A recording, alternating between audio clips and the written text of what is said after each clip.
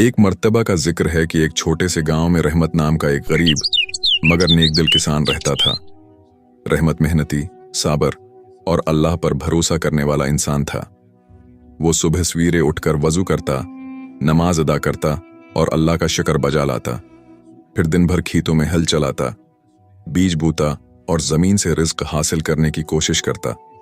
रहमत और उसकी बीवी फातिमा गांव में अपनी नेक सीरत की वजह से पहचाने जाते थे। वो दोनों सादा जिंदगी गुजारते, खुद कम खाते मगर दूसरों को खुश दिली से खिलाते।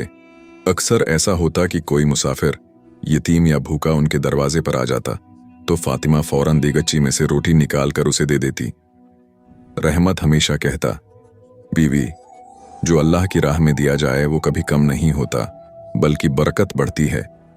एक दिन रहमत खेत में हल चला रहा था कि उसे झाड़ियों के पास एक जख्मी परिंदा नजर आया। उसके परों से खून रस रहा था और वो बेबसी से फड़फड़ा रहा था। रहमत ने नरमी से उसे उठाया और अपने कपड़े के एक टुकड़े से इसका जख्म साफ किया। वो कहने लगा, आए मासूम मखलूक, फिक्र न कर, अभी तुझे संभाल लूंगा। घर पहुंचकर फातिमा ने परिंदे को पानी पिलाया, दाना दिया और नरम कपड़े पर रख दिया। कई दिनों तक दोनों मियां बीवी ने बड़ी मेहनत और मोहब्बत से परिंदे की देखभाल की। बलाखिर परिंदा सेहतयाब हो गया और एक दिन खुशी खुशी आसमान की तरफ उड़ गया।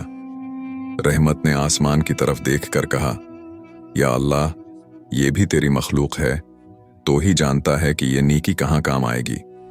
कुछ महीने बाद गांव में ऐलान हुआ कि बादशाह सुलेमान अपने वजीर और लश्कर के साथ इलाके का दौरा करेगा। गांव वाले खुशी खुशी तैयारी करने लगे।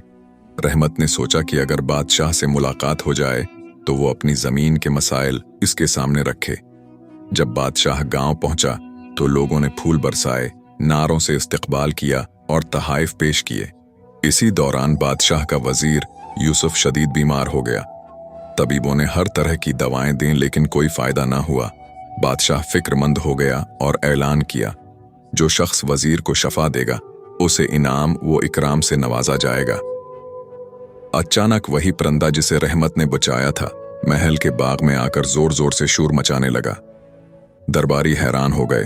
एक ने कहा, बादशाह सलामत, ये परिंदा बार बार किसी तरफ इशारा कर रहा है। बादशाह ने हुक्म दिया कि परिंदे का पीछा किया जाए। परिंदा उड़ता हुआ सीधा रहमत के घर जा पहुंचा। सिपाही रहमत को साथ लेकर महल आ गए। जब वजीर यूसुफ ने रहमत को देखा तो उसके चेहरे पर सुकून सा आया। रहमत ने उसकी नब्ज देखी और कहा कि कुछ खास जड़ी बूटियां लानी होंगी। गांव के लोग हैरान थे कि एक किसान कैसे इलाज जानता है। रहमत ने मुस्कुराकर कहा, मैं हकीम तो नहीं मगर जमीन की बूटियां मेरी साथी हैं। अल्लाह चाहे तो इन्हीं के जरिए शफा हो सकती है। चंद ही दिनों में वजीर सेहतयाब होने लगा। बादशाह सुलेमान ने खुश होकर रहमत से पूछा कि उसे ये इल्म कैसे हुआ। रहमत ने सच्चाई से बताया कि वो तो सिर्फ एक किसान है मगर उसने एक जख्मी परिंदे की खिदमत की थी और शायद उसी नेकी के बदले आज ये मौके उसे मिला है। बादशाह रहमत की बात सुनकर बहुत मुतासिर हुआ। उसने कहा, रहमत, तुमने साबित कर दिया कि नेकी कभी जाया नहीं जाती। तुम्हारी जमीन के मसाइल अब हमेशा के लिए हल कर दिए जाएंगे। बादशाह ने रहमत को इनाम दिया और दरबार का खास मेहमान बनाया। अब गांव के सब लोग रहमत को इज्जत की निगाह से देखने लगे। इसकी सादगी और नेकी का चर्चा पूरे इलाके में होने लगा। यूं एक छोटी सी नेकी जो रहमत और फातिमा ने खुलूस नीयत से की थी, उन्हें इज्जत, मकाम और सुकून अता कर गई।